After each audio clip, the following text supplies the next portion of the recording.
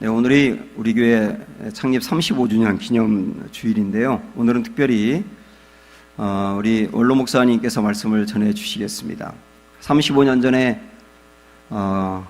교회를 개척하시고 지금까지 모든 헌신을 다 쏟아부으시며 교회를 사랑하시고 일으켜 세우시고 부흥시킨 귀한 목사님이십니다. 특별히 이제 작년에 은퇴하시면서 제가 오게 됐는데 후임 목사를 위해서 또 맘 놓고 목회할 수 있도록 이렇게 길을 열어주신 것도 감사한데, 오늘 특별히 우리 목사님의 말씀을 드리면서 여러분 큰 은혜가 되시길 바랍니다. 예수 그리스도의 교회라고 하는 말씀 제목으로 말씀 증거해 주시겠습니다. 목사님 나오실 때 한번 인사할까요? 오른손 들어 할렐루야로 인사합니다. 할렐루야. 반갑습니다. 오늘 창립 35주년 기념되는 기념주일 뜻깊은 주일에 오늘 저를 이렇게 불러주신 담임 목사님과 여러 장로님들을 비롯한 성도님들에게 깊은 감사를 드립니다. 오늘 이제 창립 기념주일을 맞이해서 어떤 설교를 할까 이런 생각을 하다가 예수 그리스도의 교회론에 대해서 말씀을 드리기 위해서 예수 그리스도의 교회라고 하는 이러한 제목으로 주의 말씀을 전하고자 합니다. 하나님께서 이런 동산을 창조하시고 이 땅에 제일 먼저 이제 만드신 두 가지 기관이 있는데, 그 두 가지 기관이 뭐냐면, 첫째는 가정이라고 하는 집을 주님께서 만드셨고, 두 번째로는 교회라고 하는 그런 집, 이 두 기관을 주님께서 제일 먼저 만드신 기관입니다. 하느님께서 제일 먼저 만드신 것이 무슨 병원을 지은 것도 아니고 학교를 만든 것도 아니고, 하느님께서 제일 먼저 만드신 기관은 바로 이 가정과 교회라고 하는 두 집을 주님께서는 만드신 것입니다. 우리가 이제 그 집이라고 할 때에 그 집, 어떤 재료를 사용했느냐, 아니면 그 집이 무슨 아름다운 집이냐, 이런 것이 중요한 것이 아니고, 우리가 집이라고 할 때에 그 집, 이제 그 집에 누가 사느냐가 중요한 것입니다. 우리나라 그 잠실에 가면은 123층 높은 그런 그 건물이 있습니다. 이거는 롯데 신격고라 회장이 건축비가 4조가 들었고 땅값이 1조 6천억 원이 들었습니다. 그래서 좀 이거 좀 줄여주세요. 그래서 총 많이 좀 줄여주세요. 그래서 총 6조 6천억 원을 들여서 아주 그 높은 그런 빌딩을 건축하게 되었어요. 저는 그 옛날 그 미국에 가서 부흥회할 때에 그 멕시코의 그 카리브 해변에 있는 그 5성 호텔에 들어가 본 일이 있습니다. 김종인 목사님 지금 돌아가셨어요. 그분이 이제 그곳에서 편히 쉴 수 있도록 5성 호텔에 들어가 본 적이 있는데, 그래서 3성 호텔도 아니고 5성, 무궁화 5개 있는 호텔도 아니고, 저 123 이 빌딩에는 무궁화 6개의 그 호텔이 들어가 있는 아주 어마어마한 그런 높은 그런 빌딩입니다. 아니, 이거보다 더 높은 그런 빌딩이 있는데, 그것은 세계에서 제일 높은 빌딩은 뭐냐면 두바이에 있는 빌딩입니다. 부르즈 칼리파라고 하는 이라는 그 두바이에 있는 빌딩인데, 이 빌딩은 높이가 828m나 되는 아주 높은 그런 빌딩입니다. 그리고 층수로는 160층이 되는 이런 높은 빌딩이에요. 삼성건설에서 이제 그 빌딩을 주도적으로 건설하게 되었습니다.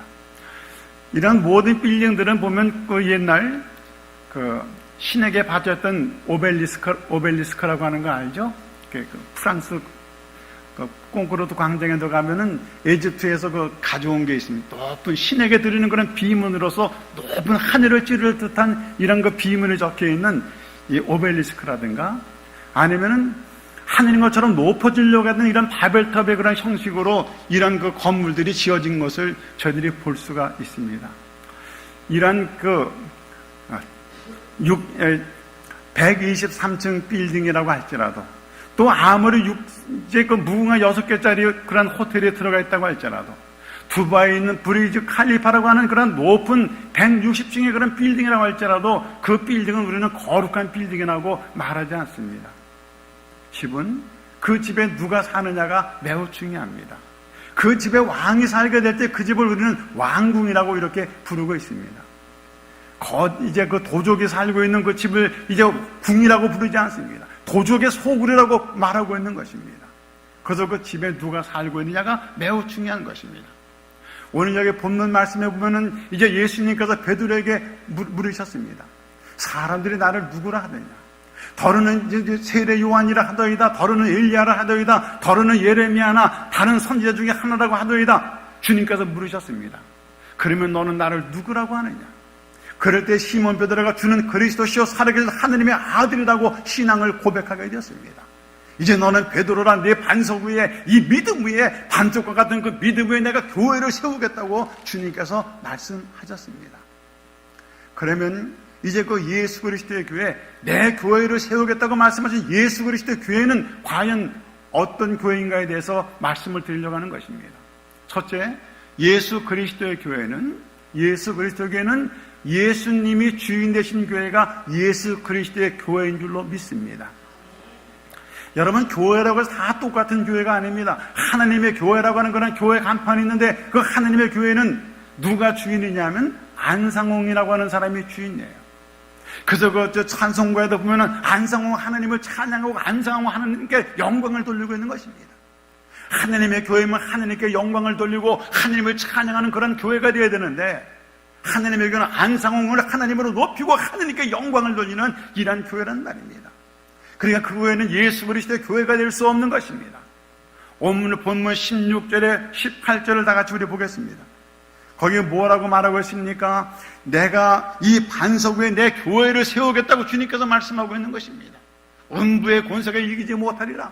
왜냐하면 주님이 함께 하시는 교회이기 때문에, 주님이 주인 되신 교회이기 때문에 음부의 권세가 결코 이기지 못하리라고 주님께서 말씀하셨습니다.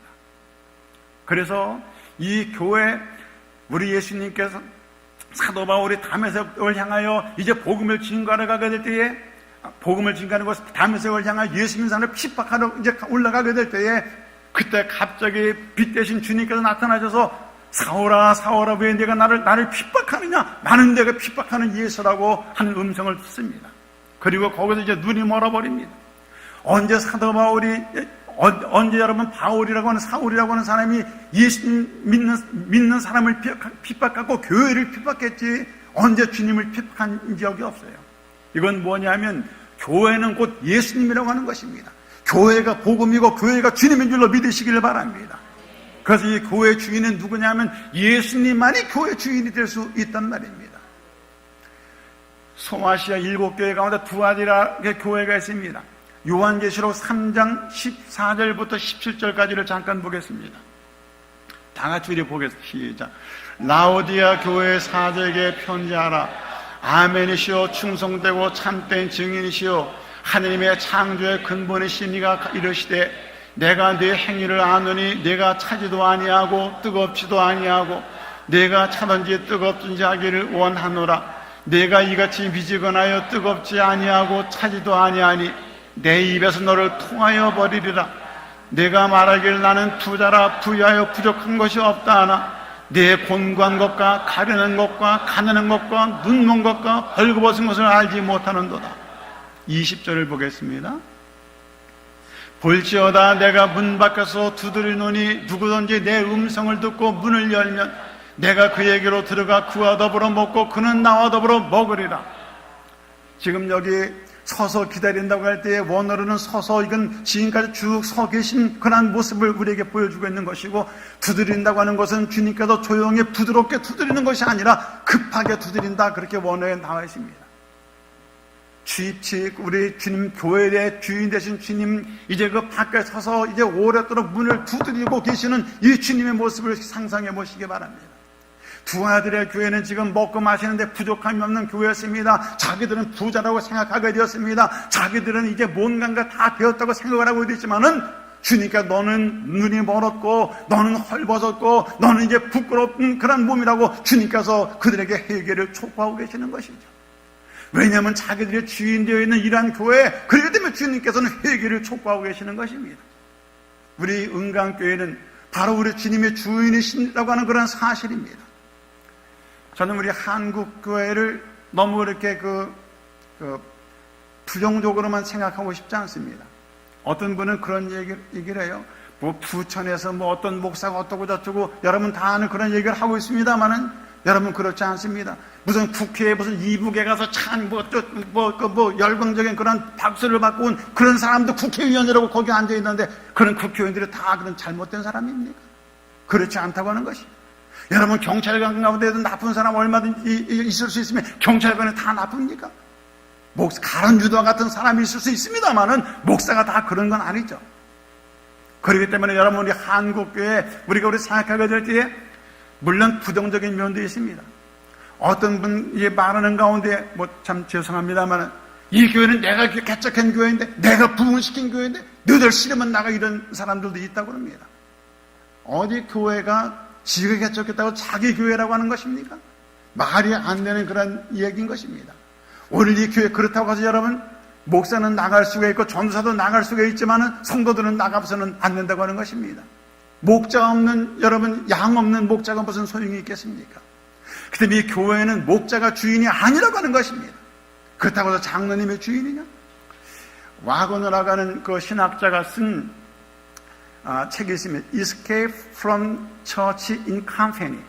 여기 나오는 이 책인데 여기 이 책에 보면은 이제 그 와그너라고 하는 그 목사님이 어느 교회 초빙을 위해서 그 교회 그 교회에서 목사님을 초빙한다 가지고 그 교회를 가보게 되었어요. 근데 그 주주 형태의 그런 교회이기 때문에 장로님들이 쭉 해가지고 당신들은 목회 철학이 뭡니까? 묻고 있습니다. 그래서 이분은 지금 자기가 거기 취직해러 오는 그런 기분이었다고 그래요. 그래서 이제 이 와그너 목사님이 옥스퍼드에서 박사학위를 받으신 분인데 이분이 이제 생각하는 어떤 생각을 하게 됐냐면 여기는 어떤 멘토로서의 목회자보다는 이제는 경영자로서의 그런 목회자를 원하고 있구나. 그리고 이 교회는 어떤 그런 참 양육을 목표로 하는 그런 교회가 아니라 이 교회는 1년에 몇 명을 부흥시킬 수 있습니까? 숫자를 목표로 하고 있는 그런 교회라고 하는 것입니다. 이 교회는 그 사역의 중심적인 사역의 그런 사역을 하는 그런 목회자를 구하는 것이 아니라 이 교회에서는 이제 어떻게 교회를 관리할 것이냐, 또 이 교회는 어떤 사람을 만들 것이냐가 하는 것이 아니라 이 교회에서 이제 프로그램이 뭐냐. 그러니까 주로 묻는 것이 뭐냐면 이 오신 목사님에게 지금 요구하는 건 뭐냐면 어떤 프로그램을 가지고 당신은 어떤 그런 일을 할 것이냐, 그리고 1년에 어떤 몇 명의 부흥을 시킬 수 있느냐, 이것을 예수님 목사님에게 요구하더라고 하는 거예요. 그래서 이 목회자를 목자로서의 그런 목회자가 아니라 자기가 생각해는 이제 얼마나 많은 일을 할 수 있는 그런 목회자, 그런 그 일하는 목사를 요구하더라고 하는 것이죠. 두 번째 교회도 똑같이 그래서 escape, 탈출. 어디로부터? From church in company. 주식회사, 교회 같은 그런 교회로부터의 탈출을 해야 된다. 교회는 주식회사가 아니라고 말하고 있는 것입니다. 그럼 여러분 교회 주인은 누굽니까? 우리가 이제 제일 먼저 온 교인들이니까 이제 우리 먼저 온 사람들이 교회 주인이다. 그래서 우리 난주가 와가지고 우리가 헌금 많이 했으니 교회는 헌금 많은 사람이 교회 주인이다. 그런 것이 아닙니다. 이 교회 주인은 오직 예수님께서 이 교회 주인 되심을 여러분 믿으시면 아멘 하시기 바랍니다. 교회 주인은 예수님이란 말입니다. 저 로마에 가면은 베드로 대성당이 있는데 좀 비춰주실까요? 이 미켈란젤로라고 하는 아주 그 거장들이 이 교회를 갖다가 이제 설계한 그런 설계를 했습니다. 이 교회는 이 교회는 이제 중세 때 1506년부터 1625년 120여 년간 건축된 그런 교회였습니다. 이 로마 교회를 건축하게 될 로마의 그런 유럽의 그런 경제가 휘청거릴 정도로 어마어마한 그런 교회를 지어놨어요. 밖에 세운 그런 또 돌 기둥 같은 것들은 이집트에서 다 이제 정제해가지고 그걸 가지고 갖다 세우는 그런 돌들입니다. 그리고 거기 이제 다 금으로 이렇게 안을 해놨는데 그 위에 있는 그 금은 4톤짜리 그 추록 6대분인가 7대분의 금이 그 안에 들어가 있다고 합니다. 어마어마한 교회, 6만 명을 수용할 수 있는 그런 교회라고 합니다. 그러니까 6만 명을 수용할 수 있는 교회니까 얼마나 큰 교회입니까, 여러분? 그런데 그 교회 딱 문 열고 이제 들어가기 바로 직전에 거기 뭐냐면 베드로 동으로 만든 동상, 베드로 동상이 거기 있는데요. 주님께서 이제 베드로에게 천국 열쇠를 주시겠다고 주님께서 말씀하셨죠. 그러니까 사람들이 이제 관광객들이 거기 와가지고 이제 그 안으로 들어가는데 6만 명을 수용할 수 있는 그 교회로 들어가는데 그 앞에 있는 베드로 대성당에 있는 베드로 그 동상에 가서 발이 이렇게 뭉그러졌어요. 그냥 뭐 검둥이도 가서 천국 열쇠를 갖고 계신 베드로님이시여, 이 천국에 갈 때 나를 꼭 기억해달라고 하면서 그냥 사람들 쭉 줄을 서가지고, 제가 느끼건 뭐냐면, 120년씩이나 그 어마하게 드렸던 그런 교회, 이런 그 중세 경제가 휘청거릴 정도로 그런 참 막경 거동을 드렸던 그런 교회였지만은, 결국 거기는 내가 보기에는 주님이 계신 것 같지가 않아요. 도리어 그 카타콤, 그 동굴 속, 거기에 주님이 계시지 않았나, 이런 그 느낌을 가져오게 됐다고 하는 것이죠. 우리 예수님께서 예루살렘 성전에 들어가시게 될 때에, 거기 이제 주님께서는 거기 뭐 비둘기 파는 상인들 다 그 상대를 뒤엎으시고 주님께서 이제 책망하셨습니다. 왜냐하면 내 집은 한 기도하는 집이라고 말씀하신 것입니다. 이 집의 주인이 바로 주님이고 여호와 하나님의 집인데, 이 교회를 너는 광도의 소굴로 만들었다고 책망하고 있는 것입니다. 여러분, 교회는 건물이 아닙니다. 그 건물을 따진다면 옛날에 있던 우리 교회 얼마나 그 한 1000여 평의 그런 거대한 그런 건물, 유럽풍의 그런 교회를 지어놨지만 칭송받는 교회는 되지 못했다고 하는 것입니다. 교회가 좀 빚어보면 어떻습니까? 험블 커티지 좀 초라하면 어떻습니까? 이 교회는 뭐냐면 바로 우리 예수님의 주인 되신 교회가 바로 우리 주님의 교회인 줄, 예수 그리스도의 교회인 줄로 믿으시기 바랍니다. 그래서 이 교회는, 교회 주인은 무슨 어느 목회자가 교회 주인이 될 수 없는 것이고, 먼저 온 사람이 교회 주인 될 수 없는 것이고, 나중에 온 사람이 교회 주인 될 수도 없는 것이고, 오직 교회 주인은 예수 그리스도. 그래서 이 예수 그리스도의 교회는 주님이 주인 되셔야만 그 교회가 다른 교회가 될 수 있다고 하는 것입니다. 항상 이 교회에서는 주님만 영광 돌리고 주님만을 높이고, 그래서 사도 바울의 교회로는 뭐냐면 골로새서 1장 18절 말씀을 잠깐 여기 띄워주시죠. 여기 뭐라고 말하고, 그는 몸인 교회의 머리시라 말씀하고, 그는 뭐냐면 교회의 뭐라고? 머리. 이것이 사도 바울의 교회론입니다. 이 사도 바울은 뭐냐면, 여러분 우리가 수술하다가 여러분 이 다리를 잘라낼 수도 있습니다. 목사님 가운데 한 분도 당뇨가 심해가지고 이 다리를 잘라내신 분이 있어요. 다리를 잘라낼 수도 있고 팔을 잘라낼 수도 있지만은, 그러나 여러분 여기 머릿수는 목을 잘라낼 수는 없는 것입니다. 왜냐하면 그럼 죽게 되는 것이거든요. 우리 교회에서 주님을 배제하면 그 교회는 죽은 교회가 되고 마는 것입니다. 머리에서 명령하는 대로 움직여야, 각 지체들이 움직여야. 그래서 주님께서 나는 포도나무, 너희는 가지니, 내가 내 안에, 내가 너희 안에 있으면 이 사람은 많은 과실을 맺느니라고 우리에게 말씀하고 있는 것이죠. 사랑하는 성도 여러분, 오늘 주인 되신 주님께만 영광을 돌리고 주인 되신 그 주님의 명령 따라 움직일 수 있는 이런 교회, 주님 기뻐하는 예수 그리스도의 교회인 줄로 믿습니다. 두 번째로, 그럼 예수 그리스도의 교회는 뭐 하는 것이냐면은, 이 예수 그리스도의 교회는 바로 주의 능력으로 치유하는 교회가 바로 이 예수 그리스도의 교회라고 하는 것입니다.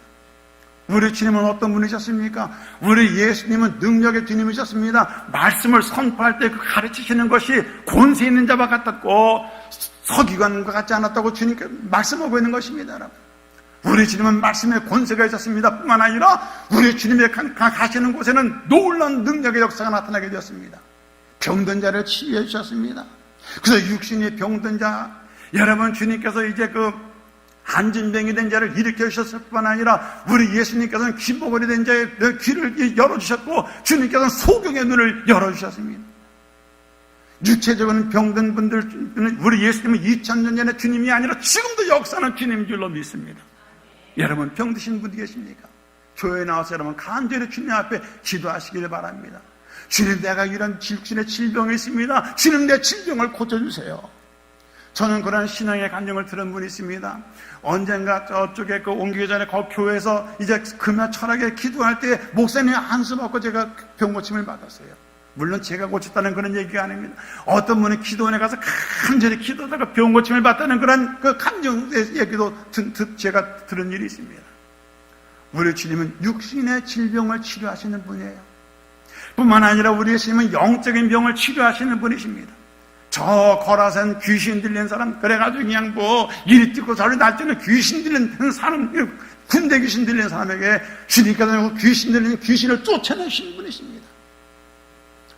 우리 예수님께서는 가나안 여인 스로베니게 족속의 그 가나안 여인의 딸이 이제 귀신 들렸기 때문에 이리 뛰고 저리 뛰는 그 귀신 들리는 스로베니게 여인의 딸을 주님께서는 치료해 주셨어요.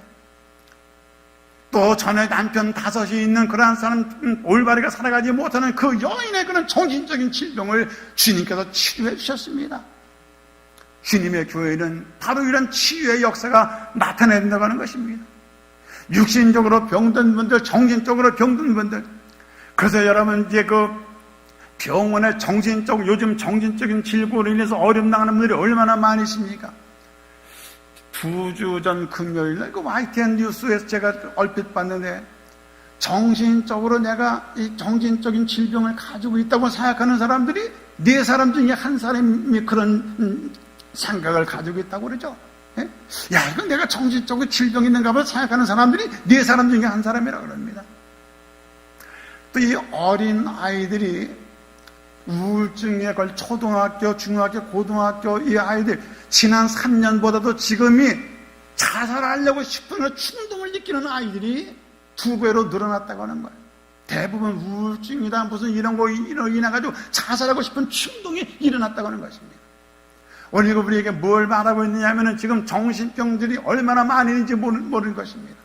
우리 예수님께서는 이렇게 정신적으로 이제 그 참 미친 그런 사람의 질병을 치유해 주셨고, 5 남편을 가지고 잘못된 그런 생각을 가지고 있는 이런 정신을 가지고 살아가는 그 여인의 질병을 주님께서는 치료해 주시는 것입니다. 여러분, 정신적인 그런 질병을 가지고 있는 분들이 있습니까? 여러분, 이런 질병을 예방하시기를 원한다면 우리 주님 앞으로 나올 수 있기를 바랍니다. 교회는 바로 육신의 질병뿐만 아니라 정신적인 질병을 치료하는 것이 바로 이 교회라고 하는 것입니다. 뿐만 아니라 우리 주님께서 뭐라고 말씀하셨습니까? 인자가 이 땅에 온 것은 회개시켜 구원케 하려 함이라고 말씀하셨어요. 영혼의 병을 치유하기 위해서 주님께서 오셨다고 하는 것입니다. 주님께서 뭐라고 말씀하셨습니까? 이제 그 건강한 사람에게는 의원이 필요 없고 환자에게만 의원이 필요했다고 말씀하셨습니다. 주님께서는 지금 죄로 인해서 온갖 죄로 고난, 고통받고 있는 이런 사람들을 위해 주님께서 이 땅에 오셨다고 하는 것입니다. 여러분, 죄의 문제를 누가 해결해 줍니까? 석가가 죄의 문제를 해결해 주는 것이 아닙니다. 여러분, 깊은 산중에 들어가서 어떤 무슨 거기서 명상한다고 내 죄의 문제가 해결되는 것이 아닙니다. 죄의 문제는 바로 우리 영혼의 문제, 바로 우리 심적인 이런 그 죄악의 모든 문제를 해결하실 분은 우리 주님인 줄로 믿습니다. 예수님께서 가버나움에서 말씀을 전파하실 때에 많은 사람들이 옹신할 수 없을 정도로 많은 사람들이 거기에 모여들게 되었어요. 옹신할 수 없는 사람들이. 그래, 너무 사람들이 많이 모여서 이제 그 지붕 위로 올라가서 그 단가를, 그 침상을 들고서 지붕 위로 올라가서 지붕을 뚫고 침상을 밑으로 내렸습니다. 주님께서 그 사람에게 뭐라고 말씀하셨냐면, 소자야, 내 죄사함을 받았느니라 말씀하셨습니다. 그리고 내 침상을 걸고 일어나 걸으라고 말씀하셨습니다. 그러니까 바리새 사람들이 하는 말이 뭐냐면, 참남하도다. 죄를 사하는 분은 여호와 하나님밖에 없는데 내가 누구길래 죄를 사하는 권세를 가지고 있느냐? 그렇지만 우리 주님은 죄 사함의 권세를 가지신 분이라고 하는 사실입니다. 우리 예수님은 죄 사함의 권세를 가지셨기 때문에 그들에게 말했습니다. 야, 이 침상을 들고 일어나 걸으라고 하는 말이 쉬운 말이냐? 아니면은 지금 내 죄 사함을 받았느냐? 이 말이 쉬운 말이냐? 어떤 말이 쉬운 말이냐? 주님께서 그에게 물으셨습니다. 우리 예수님은 능력의 주님이시기 때문에 다바르라고 할 때 구약에서 말씀은 곧 능력이었습니다. 우리 주님 말씀이 들어가면 곧 능력으로 역사하는 거예요. 금방 일어날 수가 있는 것입니다. 그런데 죄의 사함을 받으라고 말씀하셨어요. 왜냐하면 이 영혼의 치유가 더 중요하기 때문에 그런 것입니다. 누가복음 17장에 보면은 10명의 문둥병 환자들이 있었습니다. 이 10명의 문둥병 환자들이 주님이 길에 지나가실 때에 주님이 그리에 나사렛 예수시여 우리의 문둥병을 고쳐달라고 소리 지릅니다.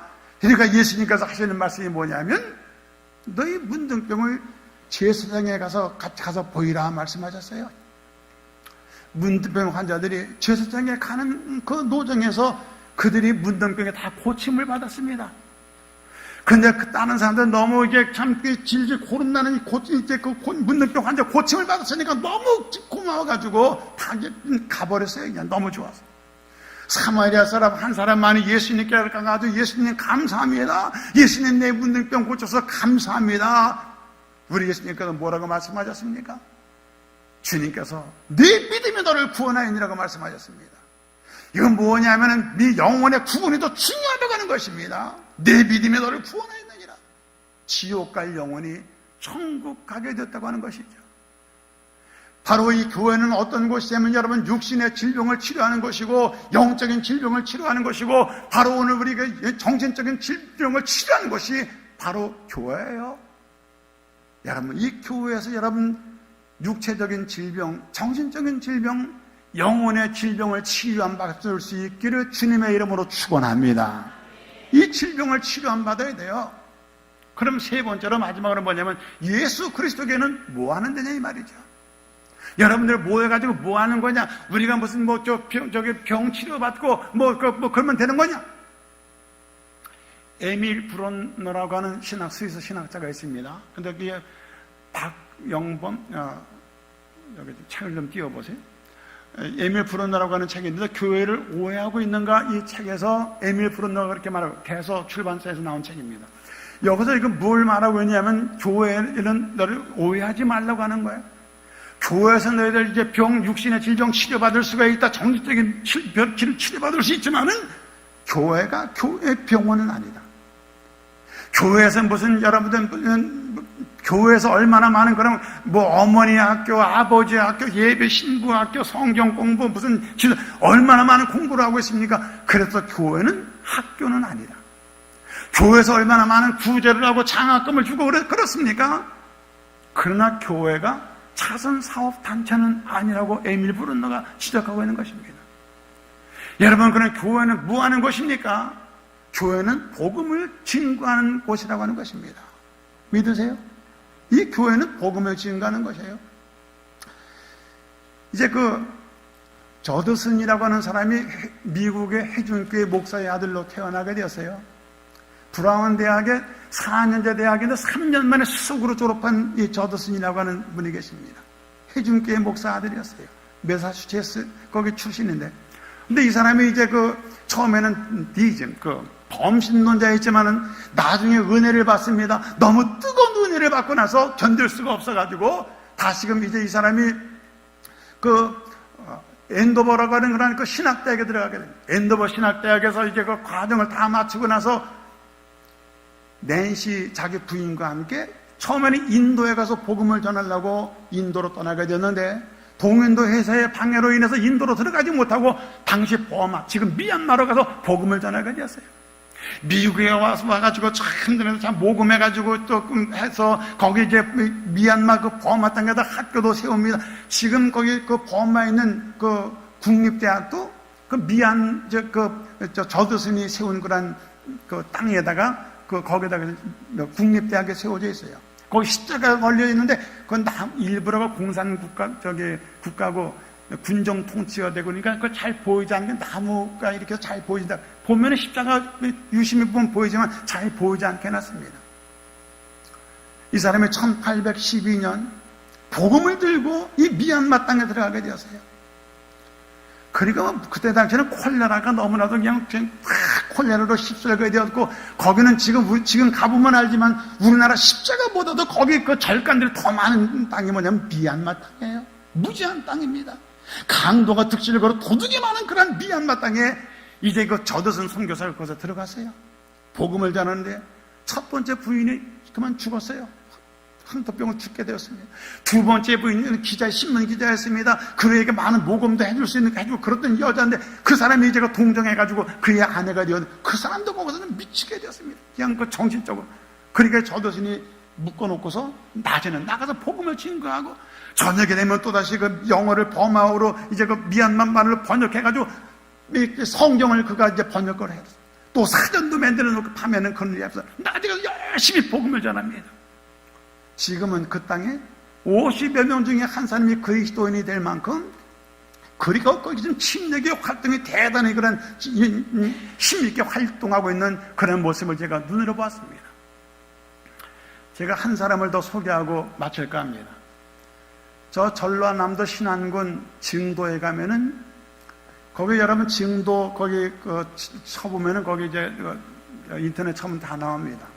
거기 문중경 전도사라고 하는 분이 있어요.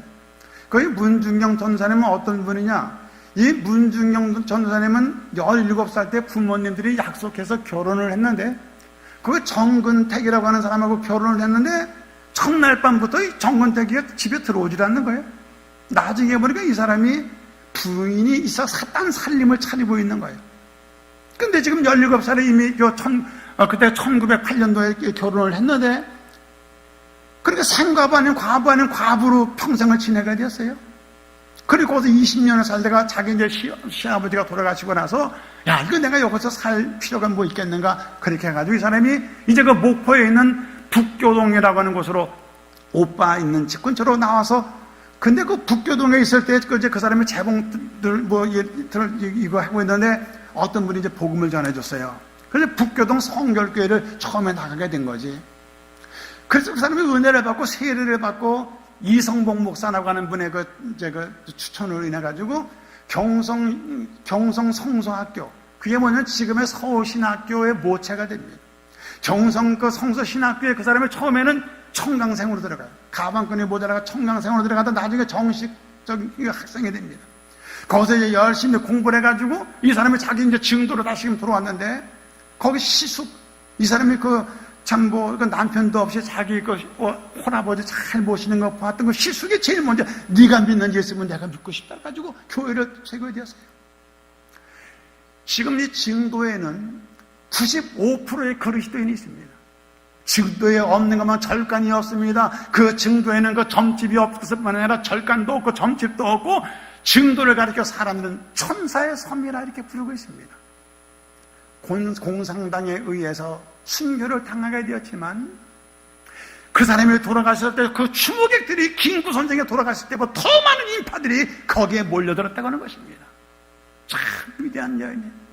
한 여인이 복음을 전했기 때문에 1885년 이 땅에 기독교가 들어와가지고 이제 그 문중경 여자 전도사 한 사람 속에 뜨거웠던 그 믿음이 증거되게 되었을 때에 증도가 95%가 예수 믿는 놀라운 역사가 나타나게 되었어요. 저는 이제 은퇴하고 많은 걸 생각하게 되었습니다. 미워할 사람도 없고 사랑할 사람도 없고 왜 내가 더 사랑하고 왜 내가 더 덮어지지 못했나 그런 그런 마음 가지고 내가 지금 이제 얼마 전에 그 동창들 모여보니 다 노인네들이 되었어요. 어떤 분은 간암으로 다 죽어가는 그 이근영 목사 함께 그 사람들 만났는데 인생 몸 잠깐 왔다 가는 거예요. 여러분 모든 세상 만사가 하나님의 역사로 하나님의 섭리 가운데 되어짐을 믿으면서 왜 그 나라는 여러분 믿지 못합니까 여러분? 우리를 위해서 준비하신 하나님의 나라가 있는 줄로 믿습니다. 그 나라가 우리가 상급을 받을 것입니다. 여러분 요셉이라고 하는 사람이 왜 그런 많은 축복을 받았을까요? 요셉은 어느 곳에 가든지 여호와 하나님을 드러내는 삶을 살았다 이 말이에요. 보디발 장군의 아내의 집에 팔려가게 되었을 때 보디발 장군의 아내가 그를 유혹하게 되었을 때에도 내가 어찌 득죄하여 여호와 하나님 앞에 득죄하리요? 어떻게 내가 하나님 앞에 범죄하여 득죄할 수 하나님을 앞에 내가 죄를 범할 수 있겠냐 이 말이에요. 바로 앞에 꿈을 해몽하는 해국에서 바로 앞에 서게 될 때도 여호와 하나님께서 당신에게 평안한 대답을 주실 것입니다. 자기 형제들이 자기들을 팔았기 때문에 벌벌 떨고 있는 형제들에게 형님들 걱정하지 마십시오. 여호와 하나님께서 나를 앞서 이곳에 보내셨습니다. 만나는 사람마다 누가 증거되었느냐? 이방 여인에게 여호와가 누군지도 모르는 이방 여인에게 여호와 하나님 앞에 내가 어찌 득죄할 수 있습니까? 왕 앞에 여호와 하나님이 당신에게 평안한 대답을 주실 것입니다. 형제들에게 많은 형제들에게 여호와 하나님이 나를 이곳에 앞서 보내셨습니다. 이렇게 하나님께서 요셉에게 복을 주셨단 말이에요. 엘리야라고 하는 사람 아합 임금 앞에 가가지고 이 아합은 참 서슬이 시퍼렇던 그런 시대. 지금 뭐 김정은 자기 뭐 고모부 주기 이런 분도 더한 이런 사람 앞에 가지고 내 말이 없으면 하늘에서 핏방울 한 방울 떨어지지 않을 것입니다. 얼마나 담대하게 하느님의 말씀을 외쳤던 사람입니까? 이런 사람이 기근에 때에도 하나님께서는 그를 그의 시냇가로 인도하셔서 먹을 것을 공급해 주신 여호와 하나님 줄로 믿습니다. 세례 요한, 여자가 난 자 중에 가장 큰 자라고 주님께서 칭찬을 주셨어요. 이 세례 요한의 칭찬을 받은 건 뭐냐? 세례 요한은 오직 주님만을 높였습니다. 나는 당신의 신들매도 감당하기 어려운 사람입니다. 오직 주님만을 높였기 때문에 주님은 세례 요한을 높여 여자가 난 중에 가장 큰 자라고 주님께서 칭찬해 주셨어요. 물론 아까 말씀드렸던 그런 그 문중영 전도사님처럼 또 사도 바울처럼 어떤 사람은 그 사람의 죽음을 통해서 영광을 주님께서 받으시는 분도 있습니다. 근데 내가 참 그 병원에 가서 느낀 거는 사람이 그 막 죽고 그러다 까무러치지 않으면 그 감당 못 할 텐데 그 하나님께서는 그 죽음을 통해서도 영광을 받으시는 분이 있냐면 살아서 그리스도를 나타내는 사람들에게 이 땅에서도 복을 주시고 또 주님 영광에서 숭배하는 그 백성들에게 하나님께서는 우리를 위해서 그 나라에서 우리에게 예비하신 상급이 있단 말이에요. 저는 가만히 보면 믿음으로 사는 그런 성도님들 자녀들이 잘 되는 그런 모습을 제가 봅니다.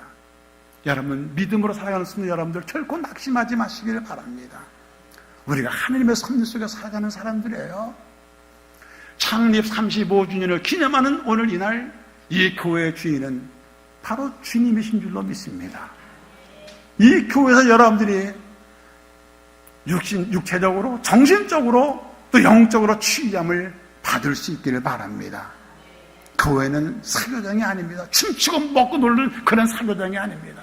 물론 교회에서 성경 공부도 하고 뭐도 하고 이 모든 건 뭐냐면 주님의 복음을 증거하고 주님을 나타내는 삶을 살기 위해서 우리가 교회에서 함께 이런 일을 하는 거예요. 저는 곰곰이 이제 생각해 보게 되었습니다. 내년에면 제가 이제 70이 되는데 어느 때는 문득 뭐 병원에 갈 때도 있고 잠이 안 올 때도 있고 내가 앞으로 10년도 못 되는 그런 삶을 살지도 모른다. 그러나 내게는 영원한 하나님의 나라가 있다.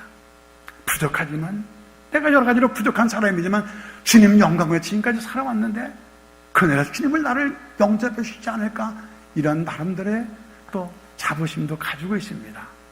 성도 여러분 여기까지 오느라고 여러분 얼마나 많이 수고하셨습니까? 애쓰셨죠? 네. 하느님께서 여러분들의 삶 속에 함께 하실 줄로 믿습니다. 육체적인 질고로 고통당하는 분들이 있으면 2000년 전에 역사하신 주님과 지금도 역사하심을 믿으면서 제단 앞에 무릎 꿇어 기도하시면 사람이 고치지 못하는 병도 하나님이 고쳐주십니다. 제게도 그런 간증이 있어요. 시간이 여기서 항상 10시 5분 전에 예배를 마쳐야 또 차가 이렇게 한 바퀴 돌고 오고 그래요. 이제 설교를 마치려고 합니다. 또 제가 뭐 주책 들고 뭐 오래하고 그런 사람은 아닙니다. 뭐 이렇게 설교를 잘할 그런 거리도 없고 이제 그런 사람도 못 되고 그럼 어디 가서 뭐 설교 뭐 자랑하고 싶고 그런 마음도 없고 그저 참 바르게 주님의 말씀을 증거되기를 원하는 마음으로 이 자리에 서게 됐는데 또 오늘 저를 초청해 주신 모든 분들에게 다시 한번 깊은 감사를 드리면서 하나님의 은혜가 여러분들 가운데 함께 하시기를 주님의 이름으로 축원드립니다. 기도하시겠습니다.